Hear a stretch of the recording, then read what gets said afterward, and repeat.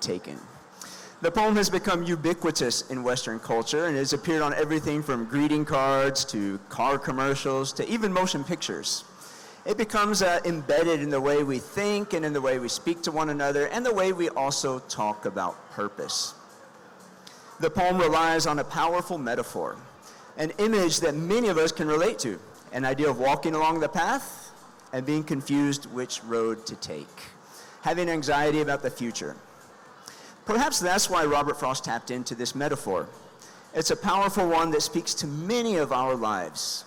Many of us can relate to these feelings, and this metaphor can influence our mindsets in powerful ways.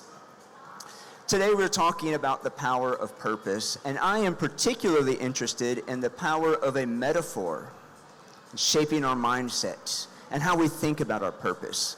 I'm very curious about how even a poem and the metaphor it presents us might shape the way we think about ourselves and our life choices. And it comes back to a metaphor. Perhaps I'd like to start with kind of defining what a metaphor is and why it is important to me. For the past 18 years, I've been working as an educator. And in that time, working with high school students, with college-age students, I see them wrestling a lot with life choices. They ask themselves things like, which classes should I take in high school? Which university should I go to? What should I major in? Who should I ask to the prom? Major life choices, right?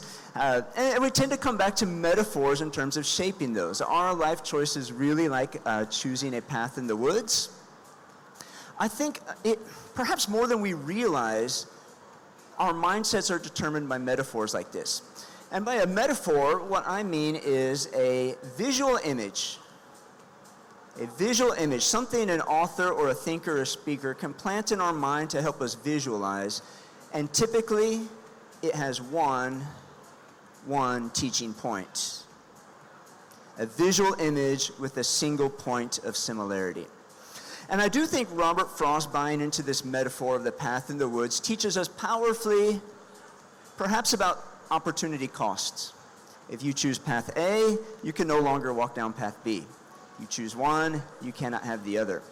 Perhaps that's the powerful teaching point that comes into play in Robert Frost's metaphor.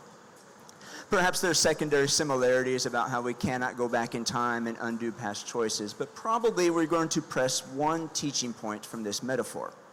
If we press it too far, I think the metaphor breaks down. It can lead to some strange and interesting ways that we think about life. And I have seen this in students. The people I work with day in and day out can come not just to, be concerned about a life choice, not just to be stressed about a life choice, but to be seriously anxious about life choices. As if it were really true that one decision at one point in their life really would make all the difference for the rest of their life. And that's what I want to come into question today. Is that an accurate metaphor?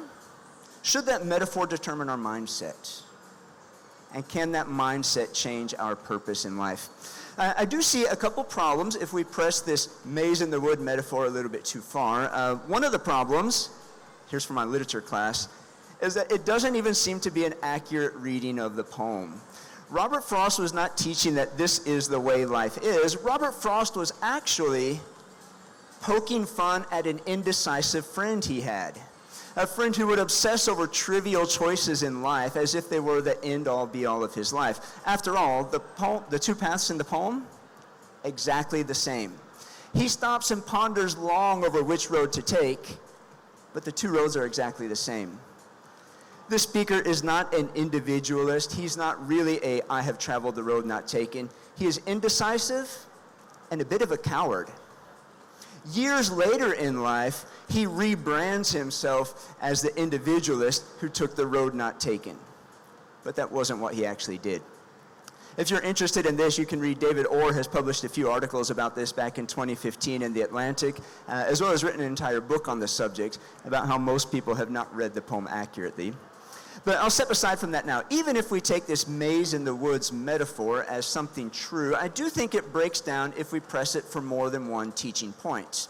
As memorable as that visual image is, I think it, number one, overemphasizes one-time choices. I'm not so sure that the decisions we make in our lives really are one-time decisions. I'm rather inclined to think the decisions we make are the manifestations of 10,000 prior choices that we have made. I might give you an example. I remember on a sticky summer evening back in Missouri about 12 years ago, I stepped outside my friend's house to take a phone call. The phone call was from a publisher in New York City. I was finishing up my master's degree with an emphasis in creative writing, and he wanted to ask me if I would be interested in moving to New York City to pursue a career in writing. I had actually just accepted a teaching position at a school here in Jakarta. The fork in the road lay before me, and if I chose one or the other, perhaps all my future life choices would be very different, and perhaps everything hinged on that one moment. I actually don't think so. I think my choice was made up years before. It was based on how I chose to spend my time, with whom I chose to spend my time, what I chose to think about, the media I chose to consume, and all of these prior choices, all of these prior character traits, all these prior habits pointed me clearly towards, I want to go to Indonesia. And so what appeared to be a big life choice was actually merely the culmination of years of life choices, years of habitual learning and growing. So I don't think this poem really teaches the importance of a one-time choice. I'm rather inclined to think our choices are more like the tip of an iceberg with many, many, many prior, daily, mundane choices made behind them. The second problem that I see with this, and I see this especially in my students, is I actually do think second chances are possible. Well, it's true we cannot go back in time and redo that same choice. We can walk back on our mistakes. We can try things a second time. We can go back and apologize for a wrong and try to repair a relationship. We all know second chances are possible. And I believe if we lean too heavily on this maze in the wood metaphor, we tend to get trapped into the idea that perfection is not only expected, but perfection is necessary of us. And any wrong turn we make results in disastrous consequences. And I just don't think that's true. We press the metaphor too far, it falls apart. The third problem I have when I see students or other young people buying into this maze in the wood metaphor too far is I think they confuse purpose with pleasure. When we say things like, I have found my purpose, what we tend to mean is something like, I have found a place where I'm happy. I'm in a place of abundance. I prospered, I feel healthy, I'm well and content. But I don't think that's necessarily what purpose is. And I don't think purpose is the destination at the end of the journey. Purpose is more like the motivation for what keeps us walking that journey. And I would also point out some of the most purpose-driven lives that I have ever heard or read about have not been particularly pleasant lives. They have been lives filled with sacrifice, lives filled with hard work, lives filled with giving themselves to a cause they believe in, even when it's not pleasant. So this metaphor of we must choose the right path in the woods all the time, I think it breaks down, and it can actually lead to some destructive mindsets in our youth if we press it too far. So what I would propose that we do today is to pay attention to metaphors. Metaphors are powerful in determining our mindset, but I want to be aware of what these metaphors are teaching us and aware of the mindsets they produce. And maybe we can take a moment to skim through a few other metaphors about life that other thinkers have proposed through the years. And one of them that I would draw your attention to, this is a metaphor that stems from a lot of ancient Jewish writers and thinkers. It's a metaphor not of a path in the woods, but a metaphor of a life as a tree. That's right, a life as a tree. I wonder how your life would be different if you did not think of your life choices as a path in the woods and I better choose the right one, but you thought of your life as a tree, your purpose to sink your roots deep into truth and into something meaningful and to bear fruit. To produce something good, to produce something creative and something beneficial for those around you. This was a metaphor that many ancient Jewish writers and thinkers and teachers turned to. And I think it deserves us reflecting on that as well. Would our lives change if we didn't obsess over tiny choices and we rather sought each day to bear fruit? Here's another one. This one I've drawn from Saul of Tarsus, perhaps the most influential writer in all of Western thinking. Saul compared life not to a path in the woods with confusing choices. Saul compared life to a racetrack.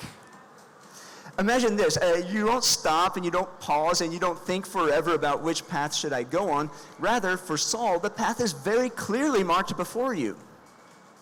The purpose of your life, to run that race with endurance. Run that race with vigor, with enthusiasm, and chase a purpose that's very clear and obvious before you. And that's a metaphor that he turned to multiple times in his writings. And again, I think that mindset changes the way we think about our purpose and our lives, and that deserves some reflection as well.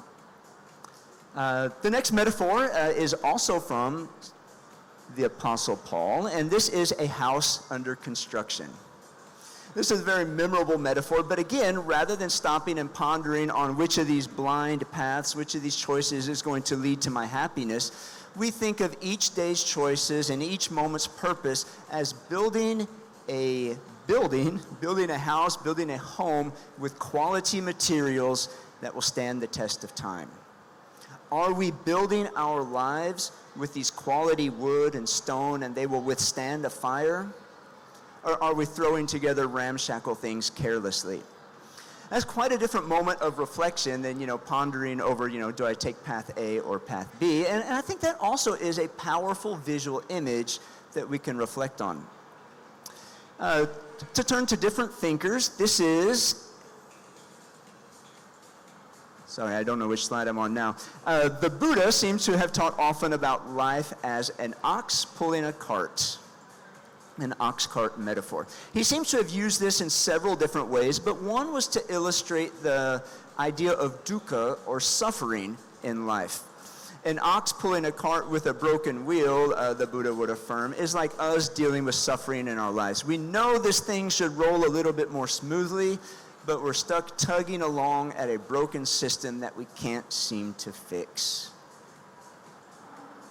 A powerful visual image, teaching us a true point about life, but perhaps not the only true point about life, but it's one that we might reflect on nonetheless. The Buddha also taught using life compared to a lotus flower.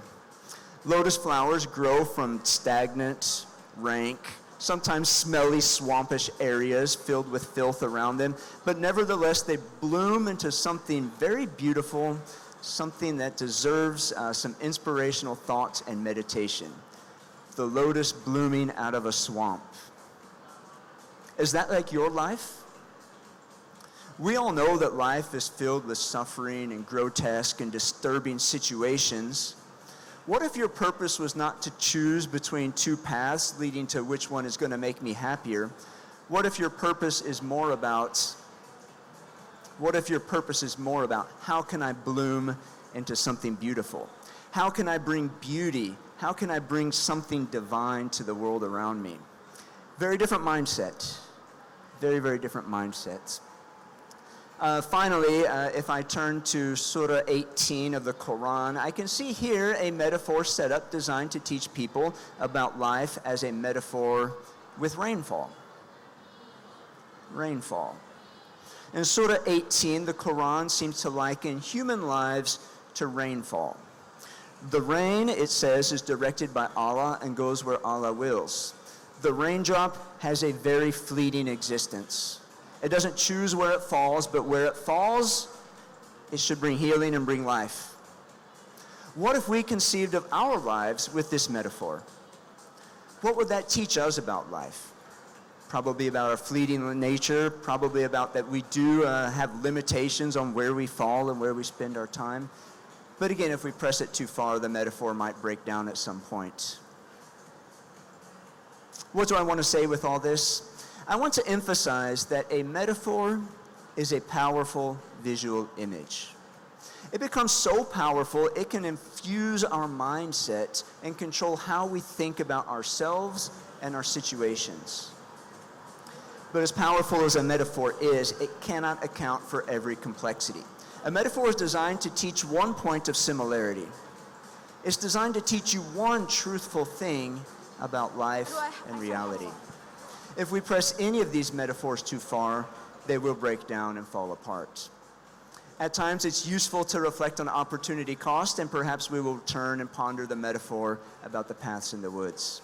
At times, it's useful to think about how fleeting our lives are and how we're spending them. And then we might turn and think of our lives as rainfall. My challenge for us today, for all of you listening, especially for you young people listening, is not to say, I like this metaphor or I don't like that metaphor.